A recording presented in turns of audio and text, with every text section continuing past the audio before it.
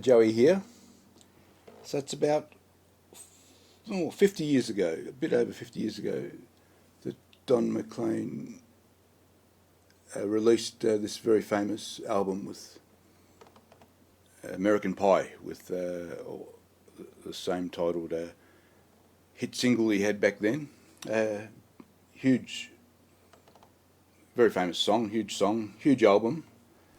I've said before, when I first started walking into record shops as a kid in late 1973, end of primary school, and this was still on very prominent display in my local record shop, even though it had been released 2 years earlier. So, huge album. Anyway, apart from that very famous song, there's a fantastic acoustic number on there called Winterwood. Olivia Newton-John also did a cover of it shortly after the release of that album. Might have been 1972 she released it, with a sort of similar acoustic sound to it, probably a bit more instrumentation in her version. Don McLean's, I think, going off memory now, is primarily just solo acoustic guitar. Really nice acoustic playing too. Very nice acoustic intro, so I thought, let's have a quick look at that intro, celebrating, as I say, 50 years of that album and that song. So I've got 2 points to make. Firstly, about this song, in terms of choices you can make. So up on the screen here, this is one of those songs where whenever you have beats per minute at around the 140 mark, quite often you can choose to stay at 140, or you can do it at 70 beats per minute and play it in an identical manner. What do I mean? Well, let's look at the top one here, 140 beats per minute, and by the way, the sheet music shows this at around 146, so it's quite a fast beat. So the top one, you'll see, is primarily eighth notes with a couple of quarter notes, and that main introductory riff is spread over 4 bars. But if you reduce it to half that beat, half tempo, to 70 beats per minute, what do you get? You get everything reduced to 16th notes, or the occasional eighth notes, and it's now played over 2 bars. The sound is identical. The tempo, the quickness of it is identical. The only difference is with the first one, you're tapping your foot quite quickly at 140 beats per minute, and with the second one, you're tapping rather slowly at 70 beats per minute, and you're doing twice the stuff within each beat. Just for argument's sake, if you're doing a 140, you'd go 1, 2.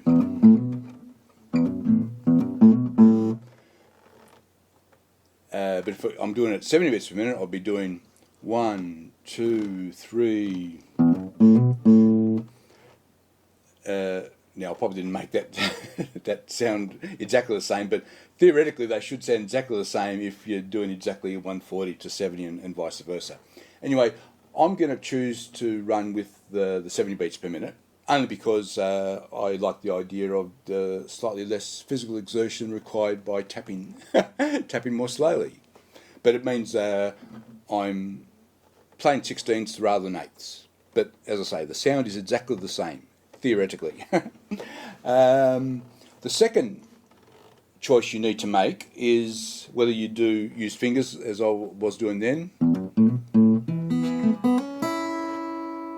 or whether you use a pick. And both are possible. In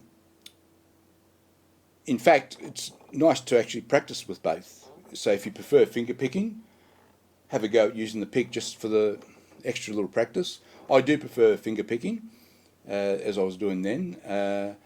I find it really difficult to do this song with a pick, and I'll show you why in a minute. In fact, let me show you now. So let me play this with a pick, and I'll be able to highlight some of the bits that I find really difficult when using a pick.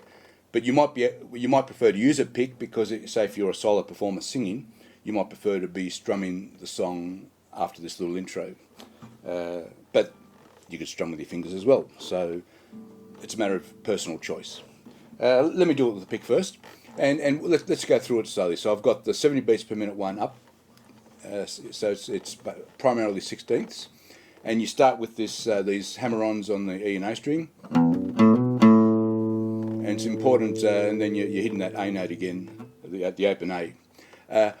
One of the mistakes I constantly make, and I'm sure I'll make it at some point in this video, is I go, I want to do the hammer-ons on the E and A string and then hit the open D, just in automatic pilot. So try and avoid that temptation. You've got to hit the open A again.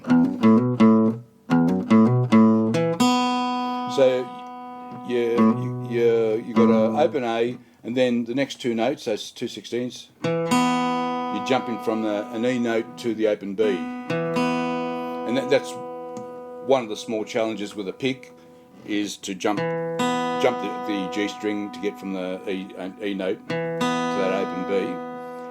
With fingers, it's very easy to jump strings. When you got a pick, it's very easy to sort of see if you hit that open G by accident, which I sometimes do on the return. It sounds horrible. You do not want to hear that open G string at any stage. This is pure A major we're playing here, key of A major, that is. So you got the A. Then you see a run from A note. So I'm using the same finger to hit the. I'm using my third finger to hit the A note, and then I'm hitting the B and hammering the C sharp, and then I'm hitting an E note. Yeah, so I'm on the third beat now of that first bar, hitting that E note, and then you're doing that E B hit again very quickly, and then you're back up here. So that's one of the problems with using the pick. Let me do it whole, and you'll see that when you get to, you've got to finish with that E and B, and then you've got to be back up here.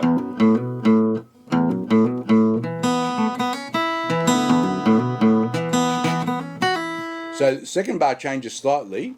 So rather than hitting that open E, you're doing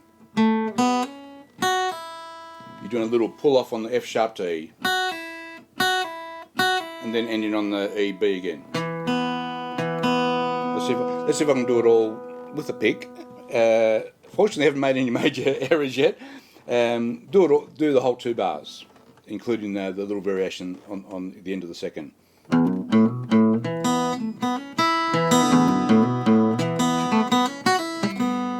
Okay, there's my first. So there was an error. So yeah, so with a pick, it's quite tricky because you go doing that pull off, and then you got to go back here to the E. You're pulling off the F sharp to the E, back up to the higher E, lower E, B, and then back up here. So you're jumping around a lot with a pick. Okay, let's go fingers now, and let's play that all through with fingers. So with the fingers, my fingers are already resting on the strings I need to play, and you're only needing to move the thumb up and down. But you get that moment's gap, because you're always alternating bass to high string, you get that moment's gap where your thumb can reposition to where it needs to be. Let's have a go.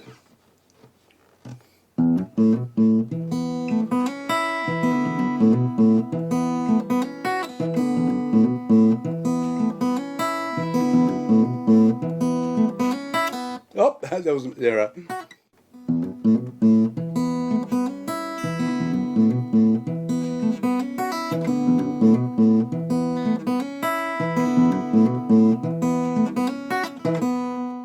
So sometimes I get caught there. Now, one way to practice this is to do it in tiny bits. So get used to doing the hammer-ons, end on that A, then add the end it there, start again. End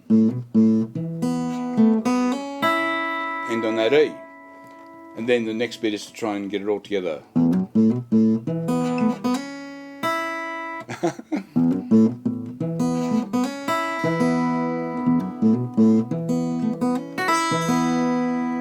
Okay, so that's good, but then you've got to be back up here.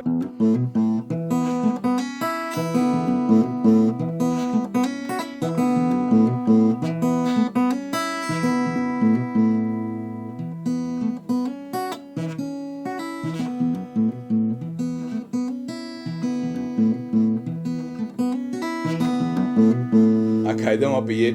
Have a go at practicing that. Hope you enjoy that. Thanks. Bye-bye.